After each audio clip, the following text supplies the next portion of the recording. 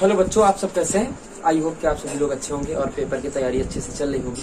जैसा कि हम आपकी तैयारी में सहयोग कर रहे हैं, आपको आज बताने जा रहे हैं, जो कि अभी अभी आपको मैंने बताया कि जो द्विघात समीकरण है उसके जो 4G है बहुकल्पीय प्रश्न, उसको बता के 10 नंबर तक बताए। उसके आगे आज हम बताने जा रहे हैं, ठीक है। एक क्वेश्चन आपका बोर्ड पेपर में पक्का आएगा। उसके बाद रही बात की छिन्नक की, कुछ बच्चे बोले कि सर छिन्नक पढ़ा दीजिएगा, तो मैं अगली क्लास में आपको छिन्नक बताऊंगा। ओके, तो आइएगा, यहाँ से आज 11 नंबर हम लोग स्टार्ट कर रहे हैं।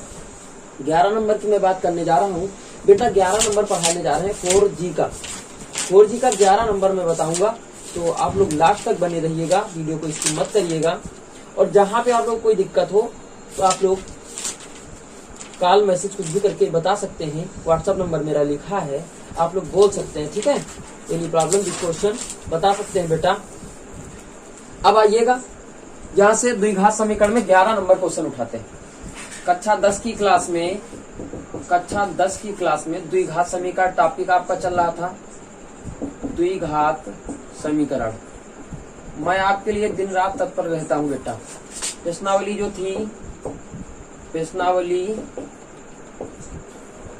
4G ये था। 11 नंबर की बात करता हूं बेटा, ठीक है। तो 11 नंबर आज सीखेंगे बेटा,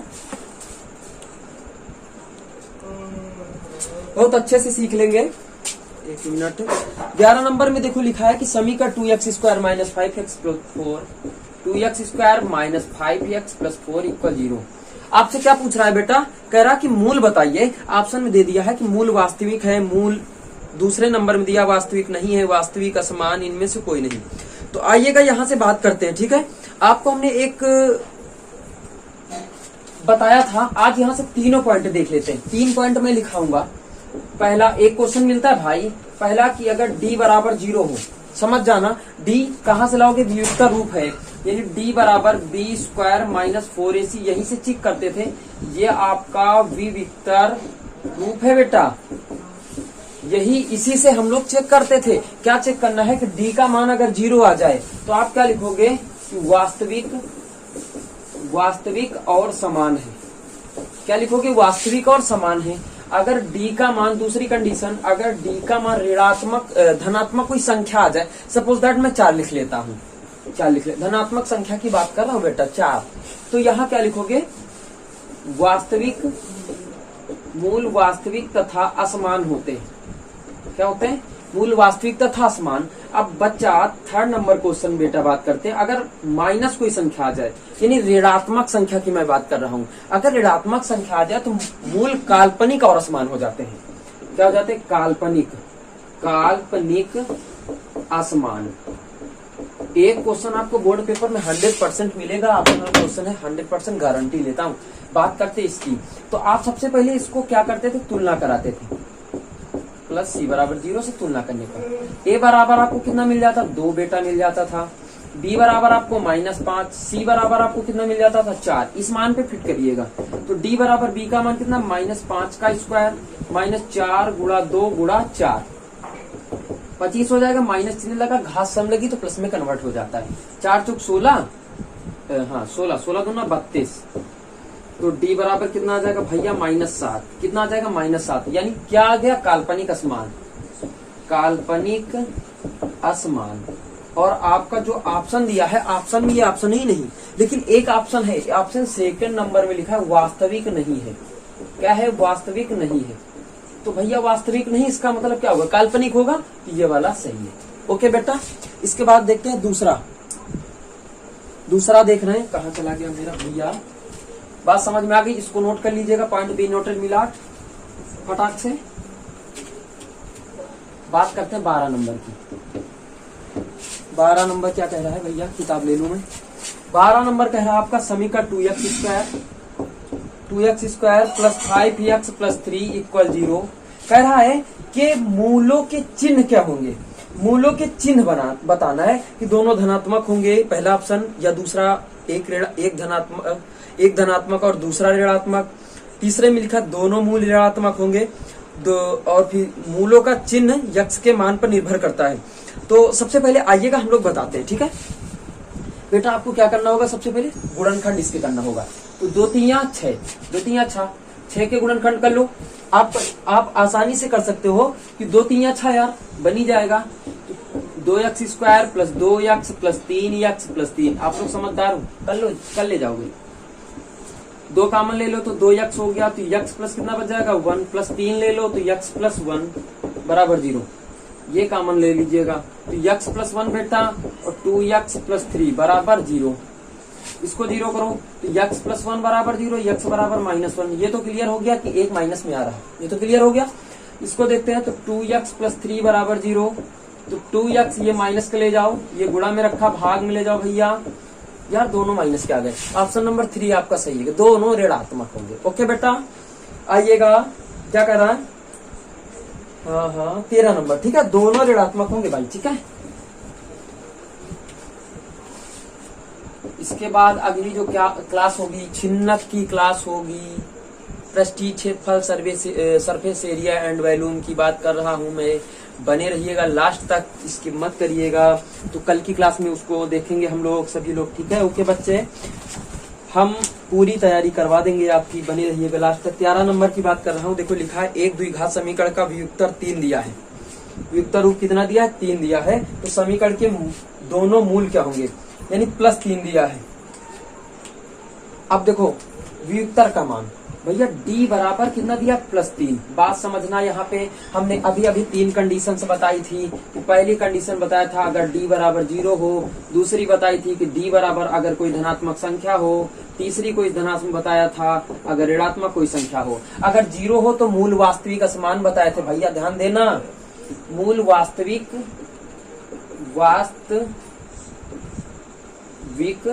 समान बताए थे। और इसमें क्या बताए थे, वास्तविक असमान बताए थे, ठीक। इसमें क्या बताए थे, काल्पनिक असमान बताए थे, असमान, है ना। अब d का मान +3 आ रहा, यानी वास्तविक असमान हो जाएगा। क्या हो जाएंगे, वास्तविक असमान भैया।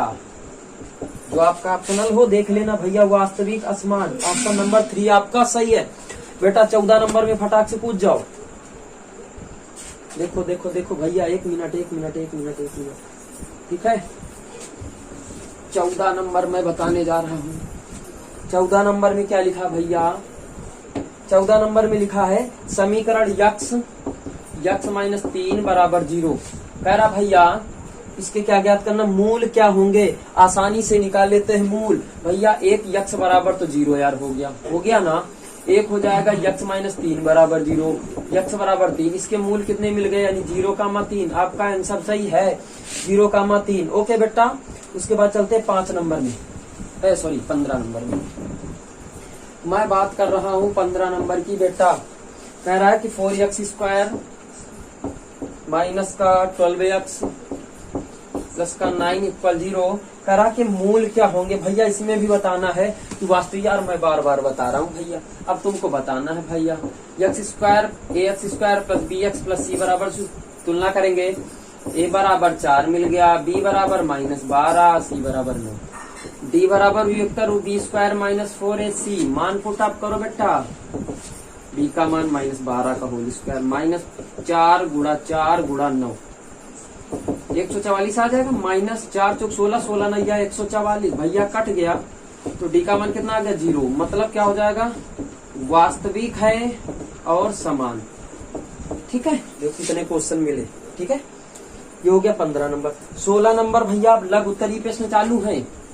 यहाँ से लघु उत्तरीय प्रश्न की मैं बात करने जा रहा हूँ। लघु उत्तरीय प्रश्न की बात मैं करने जा रहा हूँ। जितने हो जाएंगे, नहीं कल की क्लास में हो जाएगा बेटा। तो 16 नंबर की मैं बात करने जा रहा हूँ। कह रहा एक वर्ग समीकरण के मूलों का योगफल देखो दिया है। मूलों का योगफल माना वर्ग समीकरण के मूल, माना वर्ग समीकरण के मूल क्रमशः अल्फा और बीटा मान लेता हूँ बेटा। अल्फा और बीटा है। तब क्या कह रहा है कि पहली कंडीशन में मूलों का योग कितना है, 4/5/4 है। 5/4 समीकरण 1 दे देते हैं। कह रहा कि मूलों का अंतर का मतलब क्या होता है भैया, घटाना। 1/4 है समीकरण 2। फिर क्या कह रहा है कि समीकरण ही ज्ञात करना है। अरे गजब क्या सवाल है भैया।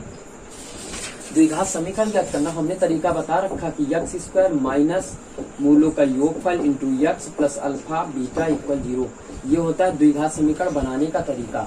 अब यहाँ से देखेंगे इसका मान तो पता है, कभी कभी क्या दे देता है कि दो मूलों का गुणनफल। बेटा जब दो मूलों का गुणनफल दे देता है तो हम लोग आसानी से यहाँ पे मान रखते थे, यहाँ मान रखते थे, उत्तर आ जाता है। लेकिन यहाँ नहीं दिया है तो कोई घबराने वाली कोई बात नहीं है, हम लोग हल करेंगे।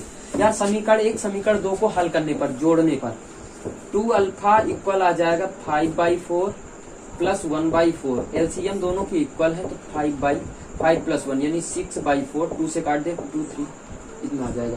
तो अल्फा बराबर 3/4, ये नीचे चला जाएगा 4 आ गया। अल्फा का मान समीकरण 1 में रखो, तो अल्फा का मान समीकरण 1 में रखने पर तो 3/4 प्लस बीटा इक्वल 5/4, पक्षांतर कर दो तो बीटा बराबर 5/4 माइनस 3/4। एलसीएम दोनों का बराबर है तो 2/4 यानी काट दो 1/2 आ जाएगा। तो बीटा बराबर 1/2 ही आ रहा है ना, देख लेते हैं एक बार। हाँ सही है। अब 3/4, हाँ 3/4 ठीक। यहाँ पे मान पुट अप करते हैं। x स्क्वायर बेटा माइनस, अब अल्फा प्लस बीटा का मान तो खुद ही दे रखा था 5/4 x प्लस अल्फा का मान कितना निकाला है 3/4 गुणा 1/2 बराबर 0। एलसीएम पूरा ले लेते हैं, कितना हो जाएगा 4 दूनी 8, 8 ले लेते हैं, ठीक है 8 ले लिया बेटा। तो 4 दूना 8 कितना बन जाएगा 2x स्क्वायर, 2 क्यों 8 बनेगा 8, ये हो जाएगा 2 तो 10x हो जाएगा प्लस का 3 बराबर 0। ये यहाँ से हट जाएंगे तो 8x स्क्वायर माइनस का 10x प्लस का 3 बराबर 0। ये आपका आ जाएगा मूलों का समीकरण आ जाएगा, जो पूरा आ जाएगा। बात क्लियर हो गई बेटा। ये आपका जो है द्विघात समीकरण आ जाएगा। ये आपका 16 नंबर बेटा कंप्लीट हो गया। ओके बेटा, आइएगा 17 नंबर देखते हैं। तो एकाही को गुस्सा आ रहे, हटा दे, नोट करते रहिएगा भैया। कापी अपना कापी पे निकाल के बैठिएगा मेरे पास। एक मार्कर कहाँ चला गया, ये रख दीजिए। 17 नंबर देखो लिखा, उस द्विघात समीकरण को ज्ञात कीजिए जिसके मूल यानी अल्फा बराबर -3 बीटा बराबर -1। हमने अभी आपको सूत्र बताया था। क्या बताया था बेटा, बहुत ध्यान से देखिएगा। x square minus alpha plus beta into x plus alpha beta equal 0। Alpha beta के मान दिया है भैया, रख दीजिएगा। अरे यार परेशान ना करो भाई। Into x plus -3 into -1 equal 0। तो x स्क्वायर माइनस का 4 हो जाएगा तो माइनस प्लस 4x, ये हो जाएगा प्लस 3 एक कम 3 बराबर 0। ये समीकरण यार 1 नंबर के क्वेश्चन मिलो भैया, एक नंबर के मिलेंगे। अब इसको मैं हटा रहा हूँ, ठीक है 18 नंबर दिखता है।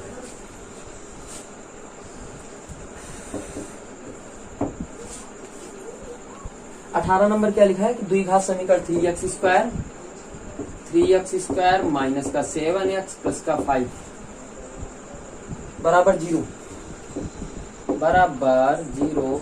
कह रहा है कि विविधता रूप ज्ञात कर, मूलों के लक्षण बताओ। यार मूलों के लक्षण बताना भैया, तो यार मूलों के लक्षण वही बताना है, वास्तविक संख्या असमान है, मूल बताना है, ठीक है कौन से आएंगे वही लक्षण होता है। तो भैया आप तुलना करो पहले, ax square plus bx plus c बराबर 0 से तुलना करने पर a बराबर 3, b बराबर -7, c बराबर 5, तो d बराबर b स्क्वायर -4ac वियुक्ता रूप से, ठीक है। तो d बराबर -7 का होल स्क्वायर -4 गुणा 3 गुणा 5, तो d बराबर ये आ जाएगा 49 -4 12 12 5 60 है ना, 49 -60 यानी d बराबर कितना आ जाएगा भैया -11 आ जाएगा। तो माइनस शब्द लग गया तो कौन सा हो जाएगा, काल्पनिक असमान, काल्पनिक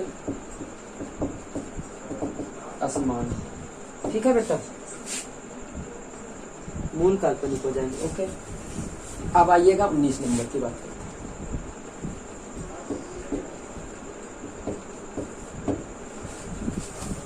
19 नंबर की बात देखो मैं करने जा रहा हूँ भैया।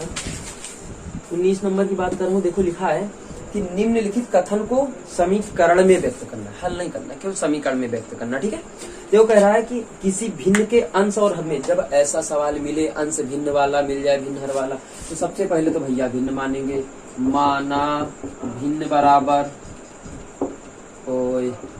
भिन्न बराबर x अपान y, यानी अंश बटे हर बेटा माना। कह रहा अब लिखोगे प्रथम शर्त से, क्या लिखोगे, हाँ क्या कह रहा, हाँ प्रथम शर्त से लिखो पहले, प्रथम शर्त से, प्रथम शर्त अनुसार, चलो लिख गया तो लिखिए, अकॉर्डिंग टू पहली, हाँ ठीक है, पहली कंडीशन। अब देखो क्या कह रहा है कि किसी भिन्न के अंश और हर में एक जोड़ने पर भिन्न का मान 5/4 हो जाता है, यानी x + 1 बटे y + 1 बराबर 5/4 हो जाता है, हो जाता है।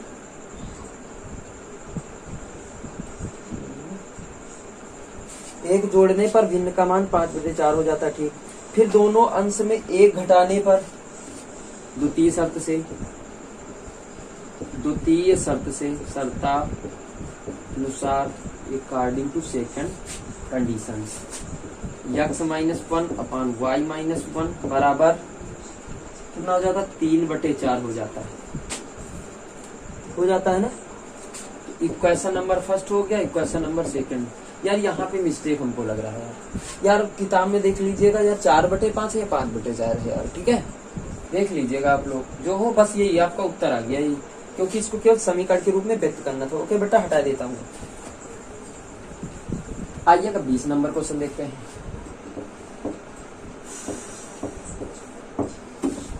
लिखा है कि 3 वर्ष पूर्व रहमान की आयु, सबसे पहले मानेंगे माना रहमान की वर्तमान आयु x वर्ष है। ये सवाल ऐसे ही लगाएंगे बेटा, ठीक है, माना रहमान की वर्तमान आयु बराबर x वर्ष। फिर क्या कह रहा है, 3 वर्ष पूर्व उसकी आयु, देखो क्या कह रहा है कि 3 वर्ष पूर्व, अब यहाँ पे क्या लिखोगे मैं समझ लूँ एक बार, 3 वर्ष पूर्व रहमान की आयु का व्युत्क्रम, अब से व्युत्क्रम का मतलब उल्टा होता है, ठीक है, 5 वर्ष पश्चात का योग 3 है, ठीक है। तो पहले 3 वर्ष पूर्व निकालो, 3 वर्ष पूर्व रहमान की आयु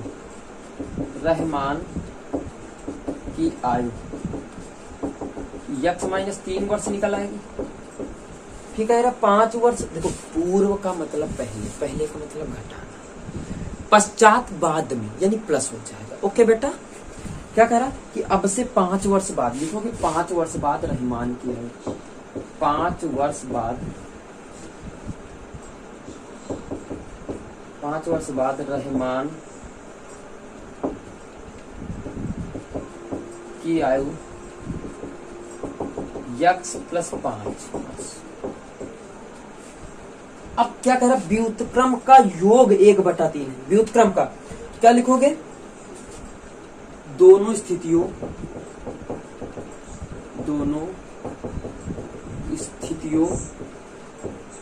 के आयु का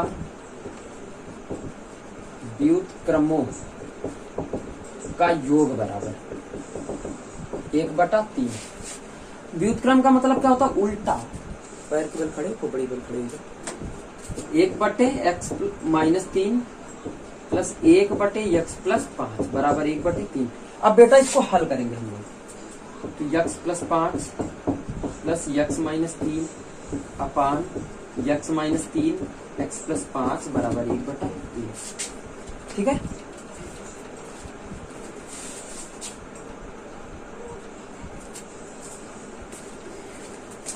एक काम करते हैं, ऊपर जोड़ लेते हैं, तो x कितना हो जाएगा, 2x, कितना बच जाएगा, प्लस का 2 अपान x² माइनस का 3x हो जाएगा, प्लस का 5x हो जाएगा, माइनस के 15 हो जाएगा, 1/3 हो जाएगा, ठीक। यहाँ से देखते साइड से मैं लगा रहा हूँ, ठीक है।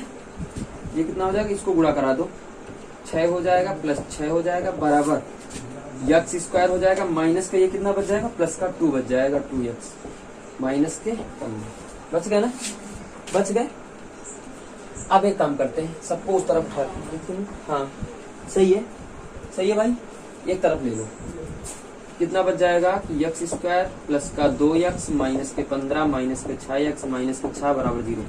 तो एक्स स्क्वायर घट जाएगा, माइनस के 4x आ जाएंगे, 15 21। यार सीधा सीधा 7 चौक 28।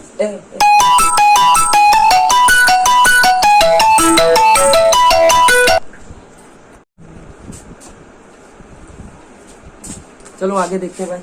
देखो यहां से इसका क्या करते हैं, 70 के 21, 7 गुणा 3 मिल जाएगा।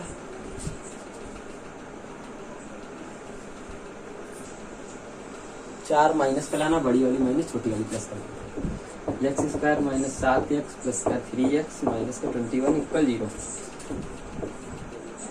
एक्स का मान ले लेते, x minus 7 plus 3x minus 7 equal 0 हो जाएगा। तो एक्स माइनस 7 एक्स प्लस 3। मैं एक चीज तुमको एक टिक बता रहा हूँ आज, कि जो माइनस वाला होता ना यही उत्तर देता 100%। हम लोग आंख मूंद के बता देते हैं उत्तर इतना आएगा, ठीक है, यही आएगा। 0 करते हैं बेटा, तो x minus 7 equal 3, x equal 7, x plus 3 equal 0, x बराबर -3। ओके बेटा, कितना आ गया, 7 आ गया।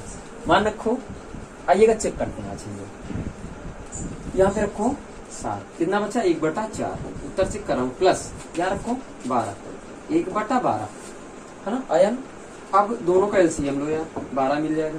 तो 4 ते 12 3, 12, 12 3 15, 15/12, 12 1 कम 12, सॉरी यार, 12 1 कम 12 यानी 4, 4 1 कम 4, 4 ते 12, 1/3। दोनों का योग कितना आ रहा था, 1/3। इसका मतलब बेटा उत्तर आपका सही है।